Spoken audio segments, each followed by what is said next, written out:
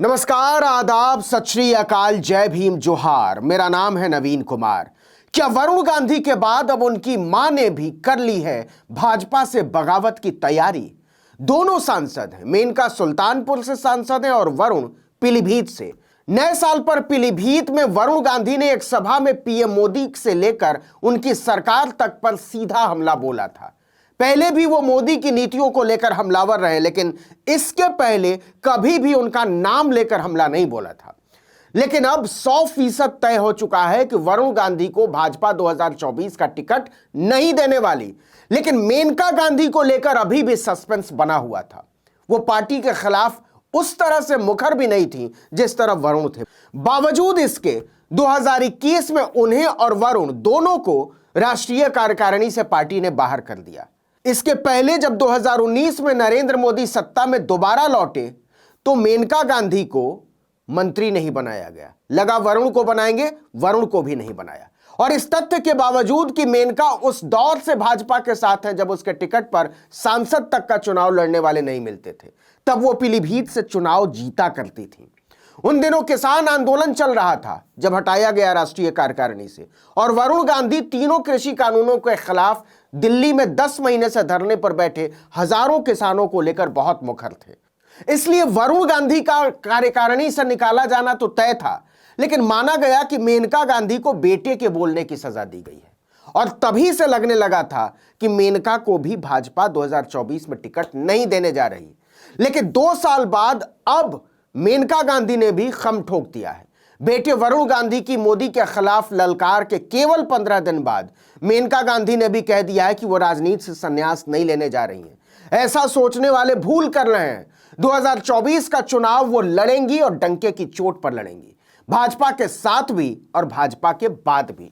मतलब न तो वरुण गांधी और न ही उनकी मां भाजपा की कृपा के भरोसे बैठे हैं। कमाल तो यह है कि मेनका गांधी ने 24 के चुनाव की तैयारी तक शुरू कर दी है और सुल्तानपुर से ही लड़ेंगी। इसके लिए उन्होंने बाकायदा दौरा भी शुरू कर दिया है। 2024 में ताल ठोकने का इशारा उन्होंने अपने संसदीय क्षेत्र के दौरे पर ही किया है। उन्होंने अपना रोड मैप भी शेयर किया। 3 दिनों के दौरे पर सुल्तानपुर पहुंची मेनका गांधी ने कहा कि यह मेरा आखिरी साल है। मैं चाहती हूं कि आखिरी मिनट पर भागा दौड़ी करें, इससे अच्छा है कि अभी से कमर कसी जाए। हर गांव के जो 15-20 मुखिया हैं उनसे बात करके अभी से ही हम लोग तैयारी करें। मेनका गांधी ने यह भी कहा है कि अगर मुझ में कोई कमी है तो यह वक्त है बताने के लिए। अगर हम गलतियां कर रहे हैं तो यह वक्त सुधार की गुंजाइश का है। गलतियों को सुधारा जा सकता है, गलतफहमियों को दूर किया जा सकता है। हम मिल बैठकर मसलों को सुलझा सकते हैं। मेनका गांधी अब 66 साल की हैं। राजनीति के लिए ये उम्र कुछ भी नहीं होती, लेकिन इसके असर को वो समझती हैं। शायद इसीलिए उन्होंने कहा कि मेरे पास इतनी उम्र नहीं है कि दिन में 70-70 मीटिंग करूं जैसे वरुण भैया करते थे।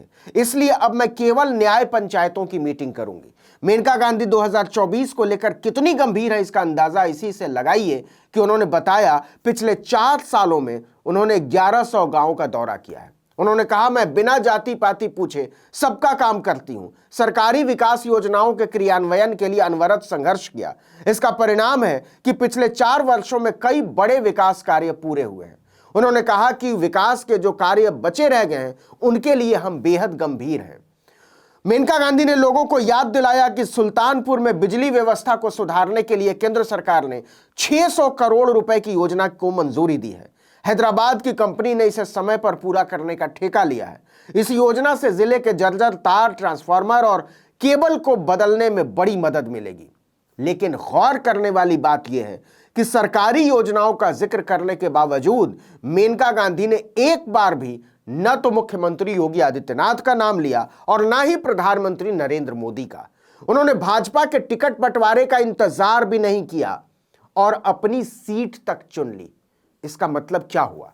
इसका सीधा मतलब यह हुआ कि मेनका गांधी ने बेटे की बगावत में साथ देने का फैसला कर लिया है। अब सबकी निगाहें उनके अगले कदम की तरफ टिक गई हैं कि दोनों किधर मुड़ते हैं। आपको याद हो तो वरुण गांधी ने पीलीभीत की सभा में कहा था कि वो ना कांग्रेस से नफरत करते हैं और ना ही नेहरू से। उन्होंने टीवी पर चल रहे हिंदू मुस्लिम के नैरेटिव पर भी तीखा वार किया था। हिंदू मुस्लिम जाति पाति तोते की तरह। यह बिल्कुल वही बात थी जो राहुल गांधी ने भारत जोड़ो यात्रा के दिल्ली पहुंचने के बाद लाल किले के सामने की थी कि टीवी वाले नफरत फैलाते हैं, जानबूझकर असल मुद्दों से ध्यान भटकाते हैं। आपको याद हो तो टीवी वालों की तुलना उन्होंने जेब कतरे से कर डाली थी। तो जब कोई आपका जेब काटता है, पहले वो आपके ध्यान को इधर करता है, आपके ध्यान को लेकर उधर ले जाता है। भाई और बहनों, ये जो करा जा रहा है आपके ध्यान को हटाने के लिए किया जा रहा है। 24 घंटा हिंदू मुस्लिम, हिंदू मुस्लिम, हिंदू मुस्लिम, हिंदू मुस्लिम, हिंदू मुस्लिम। अभी तक सबको लग रहा है कि वरुण गांधी की कांग्रेस को लेकर नरमी उनके अगले कदम का संकेत है। और क्या एक सोची समझी रणनीति के तहत मेनका गांधी ने उनके बाद भाजपा में बगावत का झंडा उठाया है? राहुल गांधी बार बार जोड़ने की बात कर रहे हैं, तो क्या वो टूटे हुए गांधी परिवार को भी जोड़ने के बारे में सोच रहे हैं? आपको बता दें कि वरुण गांधी प्रियंका गांधी के बेहद करीब हैं। प्रियंका गांधी उत्तर प्रदेश की पार्टी प्रभारी महासचिव हैं। वो अच्छी तरह समझती हैं कि वरुण गांधी जैसे फायर ब्रांड नेता के कांग्रेस के साथ आने का क्या मतलब होगा। बहुत कोशिश करके उन्होंने भाजपा की सांप्रदायिकता की भट्टी से निकलकर अपनी छवि को किसान और नौजवान परस्त नेता के तौर पर स्थापित किया है, जो सबको साथ लेकर चलने के लिए किसी भी तरह की कुर्बानी देने को तैयार है। ऐसे में अगर प्रियंका पुल बनती हैं तो 2024 में उत्तर प्रदेश के चुनाव का नजारा बिल्कुल बदला हुआ नजर आ सकता है। जरा सोच कर देखिए कि मेनका गांधी और वरुण गांधी घूम घूम कर कह रहे हों कि मोदी ने देश को धोखा दिया है। उनके पास न तो किसानों की समस्या का कोई हल है और ना ही नौजवानों की बेरोजगारी को दूर करने का कोई रोड मैप। वो लोगों का इस्तेमाल करके फेंक देने वाले नेता हैं, वगैरह वगैरह। क्या इसके बाद भी सियासत की हवा वैसी ही बनी रहेगी जैसी इस वक्त बह रही है? यह बात तो भाजपा भी जानती है कि पीलीभीत से वरुण गांधी ने उसके खिलाफ खूंटा गाड़ दिया तो उसे हिलाना बहुत मुश्किल होगा। इस वीडियो में इतना ही, लेकिन अगर आपने आर्टिकल 19 इंडिया को अब तक सब्सक्राइब नहीं किया तो फौरन कर दीजिए।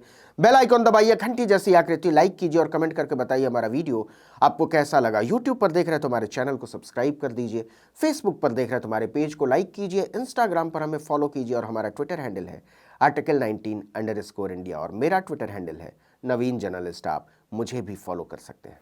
नमस्कार।